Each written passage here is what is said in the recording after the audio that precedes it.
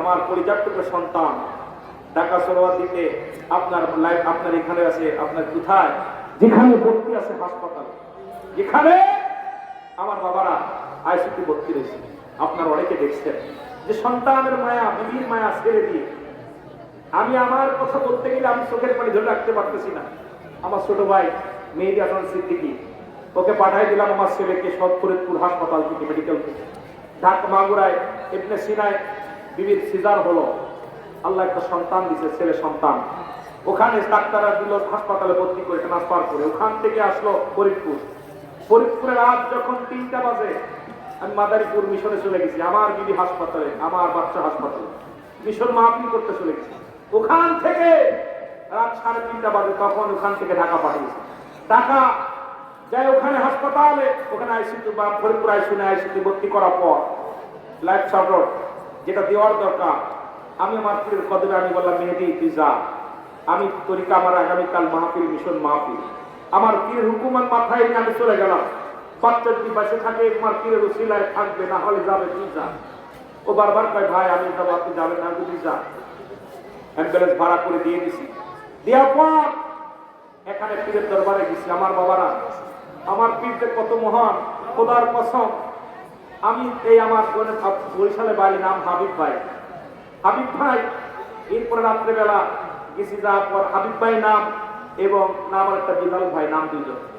ওরা যখনই শুনতে পারছে আমার ছেলে, ওরা সকালবেলা রান্না বাড়া করে নিয়ে চলে আসছে। আমি জীবনে যাকে বেড়ে দেখবো নাই, কথাও বলে নাই জীবন, সব রান্না বাড়া করছে। আমার আইসা ভাই আমার ফোন দিচ্ছে, ভাই কোথায়? আমি কই ভাই আমি তো আপনার হাসপাতালে, আমি তো হাসপাতালে, আমি তো চিনতেছি না। কই ভাই আপনি আমার জাকের ভাই, রান্না বাড়া করে নিয়ে চলে আসছে। আমার বাবারা শুধু তাই নয়, এই যে জুয়েল ভাই এখন কথা বললাম, উনি একটা ফোন দিয়ে দিছে, আপনার উপরের ফোন দিয়ে দিছে, যেখানে আপনারা অনেকেই তারা চেনেন, পরক ভাই নাম, ওনাকে ফোন দিছে। পরক ভাই আমার ফোন দিছে, ভাই আপনি টেনশন করেন কারণ আপনি হুজুরের কাম করতেছেন, এদিকের কাজ আমরা করি, আপনার টেনশন কি, আপনি হুজুরের কাজ চালান। আমি পাইতেছি না, সান্ত্বনা পাচ্ছি না। শুধু তাই নয়, স্বরাষ্ট্র মন্ত্রণালয় থেকে সুমন ভাই, এনায়তপুরের মুরিদ, এত পাওয়ার, তার কাছে সিরিয়াল লাগে, 1 মাস যাইলে তার কাছে যাওয়া লাগে। ফোন দিছে, ভাই রুল ভাই আমি আসতেছি, টেনশন করেন না, আপনার সন্তান মানে আমার হুজুরের কলিজার টুকরা সন্তান, ভয়ের কোনো কারণ না, আপনি মিশন করেন, মাহফিল করেন, এটা হুজুর দেখবে। খোদার কসম করে বলতেছি, খোদার কসম, এখনো আমার সন্তান আইসিইউতে ভর্তি হয়। 26 তারিখে ভর্তি হয়েছে, আজকে 2 তারিখ। এই যে একবেলা দেখে আসছি কোথায় কি অবস্থায়, বিবি হাসপাতালে, সন্তান হাসপাতালে। আমি আমার দয়ালের কদমে শুপে দিছি, দয়াল যদি বেঁচে থাকে তোমার তরিকাতের কাজ করবে, আল্লাহ তরিকাতের রাহবার বানাইবো যদি বেঁচে থাকে। আর যদি হায়াত না থেকে তুমি নিয়ে যাও, কিন্তু তরিকাতের কাছ থেকে যেন আমাকে কিঞ্চিত পরিমাণ সরে না, কারণ আমি যেন সত্য পীরের গোলামি করতে পারি, ওই মিশন মাহফিলের জন্য যোগদান করতে পারি। আজকে এসেছি, আই ভাই বারবার বলতেছে, ভাই আমি তো জানি আপনি অসুস্থ, কালকেও বলতেছে ভাই আপনার বিবি বাচ্চা অসুস্থ, আমিও টেনশনে আছি, দোয়া করি, আপনি কি আসতে পারবেন? আমি কই ভাই দেখা যায়। তো বিশেষ করে এইরকম পরীক্ষা যদি আপনাদের হতো, আপনার আমার মন বলা আসতো না, কারণ আমার জীবন জৈবন আমি আমার পীরে দিয়ে দিছি। আমার বলতে কিছু নাই, আমার বলতে আমি কিছু রাখি নাই। যেটুকু জীবন, যে কদিন বেঁচে আছি, আগামীতে যদি আল্লাহ রাখে, আমার জন্য জীবন জৈবন অর্পণ করতে পারি পীরের দরবারে। কারণ আমি বুঝতে পারে না রে আল্লাহ তাআলার খেলা, বলে কেউ বুঝতে পারে না রে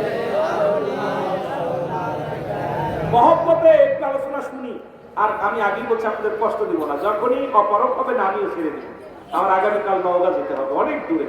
কারণ আপনারা অনেকে দেখছি স্ট্যাটাস, ওখানে এই মুনাফিকি না করি, এমন বক্তা বলেছে 7 রাজার ধন দিলে পীরের দরবার ছাড়বো না। আজকে 7 জন্য তারা বেঁচে গেছে, যারা বলেন ঠিক কিনা। বলছে এক হাতে সারা পৃথিবীর 7 রাজার ধন, আবার ওয়াজ করছে। আমার বাবারা পীরের নামে কত ওয়াজ করছে, আহারে তাদের এই মিথ্যে বানোয়াট মুখের মিশ্রণ ভালোবাসায় আমরা যাকে না যেন আমরা যেন ভুলে না যাই।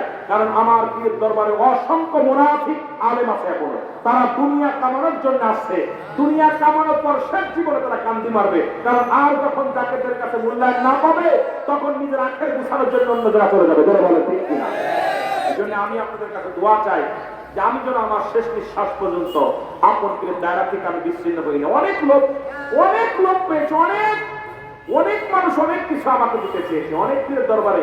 গত পরশুদিনকে এক পীর সাহেব আমার খেলাফত দেওয়ার জন্য, আমার ছোট ভাই সাক্ষী আয় আমার সামনে বইয়া, তার কাছে অনেকে খেলাফত আমার আপনাদের বরিশালে বা ডিসি চট্টগ্রাম একটা সিদ্দিকী সাহ, আপনারা অনেক দিন ধরে পছন্দ করি, আপনার বঙ্গে আমার কেউ নেই, আমি আপনার খেলাফত দিব, আপনি পীর হন। আমি কি নাউজুবিল্লাহি মিন জালিক। আরে আমার পীরের দরবার আপনার মতো পীর কত ঘোরাঘুরি করে, আমার মুখে দিক টাকা আছে। আমি তো জানেন আমার দরবারে অসংখ্য পীরেরা দরবারে গরুর গোবর ফেলে, আপনি তো আমার বিশ্বাস।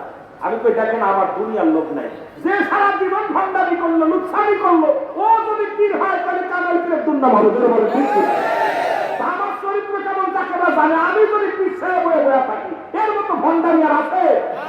বলেন আছে? তোমার দৌড় পর্যন্ত মোল্লা, তোমার বাড়ির দৌড় পর্যন্ত আমি জানি, কিন্তু বলি না খালি শুধু পীরের সাংস্কৃতিক টাকায়। কারণ তোমার দৌড়, তুমি পিছিয়ে কতদূর পর্যন্ত তোমার দৌড়, এগুলো সব আমি জানি, কিন্তু বলতে পারেন এই জন্যে তারা আমার পীরেরা শিক্ষা দেয়নি। জোরে বলে ঠিক কিনা? আরো জোরে বলেন ঠিক কিনা? খেলাফত অনেকে দেওয়ার জন্য বইয়া থাকে, কিন্তু আমার পীরের দরবারে অসংখ্য আল্লাহর ওলি ঘোরাঘুরি করে দুলাবালির মধ্যে। জোরে বলে ঠিক কিনা? জোরে বলে ঠিক কিনা? বিশ্বাস না হলে আপনাদেরকে বুঝাইতে পারবো না। আমার পীর বলতো, বাবা এই দরবারে অসংখ্য অলিরা ঘোরাঘুরি করে, ঘোরাঘুরি করে। জোরে বলে ঠিক কিনা? সুতরাং এত ফ্যাস কেন কিসের হয়? এই সমস্ত মানুষ যদি পীর হয়, এরা বাংলাদেশের যদি ভণ্ডরা পীর হয়, তাহলে কামেল পীরের সুনাম নষ্ট হয়। এখন তাদের কাছে নাকি বায়াত গ্রহণ করে ভণ্ডদের কাছে। আমার বড় আরে ভণ্ডকে ভণ্ড শ্রেণী, ওই ভণ্ড তারা ভণ্ডর কথাই বলবে। জোরে বলে ঠিক কিনা? বড় কষ্ট। আমি যাবো আস্তে আস্তে, কথাগুলো যদি সময় পায় দেখা যাক। তবুও যেহেতু আমার রাত, আমি 10:30 আমার তো দুবাই বলছে আপনাকে 10:30 আসার কথা, আধা ঘন্টা দেরি করছি। বাইরে একটু মন খারাপ যে আপনি কেন দেরি করে আসলেন। আসলে তো কর্তৃপক্ষ আমাকে আনতেও যাই নাই, আমি নিজেই ফোন দিচ্ছি আজ বাইরে যে ভাই বেলা তো চলে গেল, আইতাম নি। কথা বুঝলেন? তো বিশেষ করে এটা বড় মাহফিল, জেলার মাহফিল, এটাকে গুছায় আনতে সময় লাগে। যদিও একটু কষ্ট হচ্ছে আপনাদের, একটু রাত যদি বেশি হয় কষ্ট পাবেন, কষ্ট পাবেন। হ্যাঁ, যদি কষ্ট না পান তাহলে কথা হবে, আর না হলে আপনাদের কষ্ট দিয়ে আলোচনা করবো না। মহব্বতের সঙ্গে শরীফ পড়েন আল্লাহুম্মা